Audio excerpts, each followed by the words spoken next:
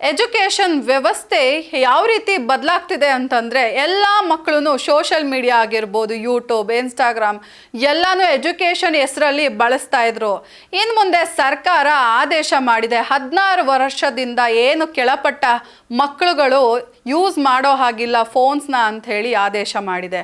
ಇದು ಎಷ್ಟು ಮಾತ್ರ ಸರಿ ಇರುತ್ತೆ ಅಂದರೆ, ಎಫೆಕ್ಟಿವ್ ಆಗಿ ಯಾವ ರೀತಿ ಎಲ್ಲ ಹೊಡೆತ ಬೀಳುತ್ತೆ ಅಂತಂದರೆ, ಎಲ್ಲ ಮಕ್ಳಿಗೂ ಕಣ್ಣಿಗೆ ಗ್ಲಾಸಸ್ ಬರ್ತಾ ಇತ್ತು, ಬೂದ್ ಕನ್ನಡಿನ ಹಾಕ್ಕೊಂಡು ಓದಬೇಕಾಗಿದ್ದ ಪರಿಸ್ಥಿತಿ ಬರ್ತಾ ಇತ್ತು.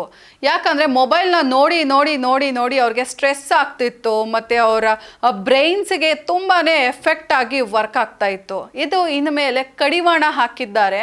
ಇದು ಪಾಸಿಟಿವ್ ಆಗೆಲ್ಲ ಹೇಗೆಲ್ಲ ವರ್ಕ್ ಮಾಡುತ್ತೆ ಅಂತಂದರೆ, ಮಕ್ಕಳ ಭವಿಷ್ಯಕ್ಕೆ ಇದು ಪರಿಣಾಮವಾಗಿ ಯಾವ ರೀತಿ ಎಲ್ಲ ಎಫೆಕ್ಟಿವ್ ಆಗಿ ವರ್ಕ್ ಮಾಡುತ್ತೆ ಅಂತಂದರೆ, ಮಕ್ಕಳು ಫೋನ್ನ ಬಿಸಾಕಿ ಬುಕ್ಸ್ನ ಇಟ್ಕೊಂಡ್ರೆ ಚೆನ್ನಾಗಿ ಓದಿ ಮುಂದೆ ಬರ್ಬೋದು, ಅವರು ಒಳ್ಳೆ ಮಾರ್ಕ್ಸ್ನ ತಗೊಬೋದು. ಅದೇ ಫೋನ್ನ ಬಳಸಿದ್ರೆ ಏನೆಲ್ಲ ನೋಡ್ತಾರೆ ಅಂದರೆ, ಎಲ್ಲ ಆ್ಯಪ್ ಬರೋದ್ರಿಂದ ಅದನ್ನು ಡೌನ್ಲೋಡ್ ಮಾಡಿಕೊಂಡು ಮಕ್ಕಳು ಬೇರೆ ರೀತಿ ತರಲೆಗಳನ್ನೆಲ್ಲ ಮಾಡೋಕ್ಕೆ ಶುರು ಮಾಡಿದರು. ಅದಕ್ಕೆಲ್ಲ ಕಡಿವಾಣ ಬಿದ್ದು ಅವರು ಒಳ್ಳೆ ರೀತಿ ಓದೋ ಕಡೆ ಗಮನ ಕೊಡಲಿ ಅಂತೇಳಿ ಸರ್ಕಾರ ಮಾಡಿದೆ. ಆದರೆ ಇದನ್ನು ಎಷ್ಟು ಮಾತ್ರ ಪೇರೆಂಟ್ಸ್ಗಳು ಮಕ್ಕಳಿಗೆ ಎಂಕರೇಜ್ ಮಾಡಿ ಅದನ್ನು ಸ್ಟಾಪ್ ಮಾಡಿಸ್ತಾ ಇದ್ದಾರೆ, ಬಳಸೋದನ್ನು ಕಮ್ಮಿ ಮಾಡಿಸ್ತಾ ಇದ್ದಾರೆ ಅನ್ನೋದು ಇನ್ನೂ ಯಾರಿಗೂ ಗೊತ್ತಾಗ್ತಾ ಇಲ್ಲ. ಆದರೆ ಮಕ್ಕಳು ಯಾವ ರೀತಿ ಸರ್ಕಾರ ನಿರ್ಧಾರ ತಗೊಂಡಿದೆ ಅದಕ್ಕೆ ಕ್ರಮಬದ್ಧವಾಗಿ ಅವರು ಫೋನ್ಗಳನ್ನ ಯೂಸ್ ಮಾಡೋದು ಬಿಟ್ಟು ಕರೆಕ್ಟಾಗಿ ಪ್ರಾಪರಾಗಿ ಅವ್ರಿಗೆ ಏನು ಬುಕ್ಸ್ ಕೊಟ್ಟಿರ್ತಾರೆ ಅದನ್ನು ಓದೋದ್ರ ಕಡೆ ಗಮನ ಕೊಟ್ಟರೆ ನಿಜವಾಗ್ಲೂ ಮಕ್ಕಳ ಎಜುಕೇಷನ್ ತುಂಬಾ ಚೆನ್ನಾಗಾಗತ್ತೆ, ಅವ್ರಿಗೆ ತುಂಬ ಒಳ್ಳೆಯದಾಗತ್ತೆ. ಇದಾಗದೇ ಇದ್ದಲ್ಲಿ ಸರ್ಕಾರ ಏನೇ ಮಾಡಿದರೂ ಅದು ಪ್ರಯೋಜನಕ್ಕೆ ಬರೋದಿಲ್ಲ.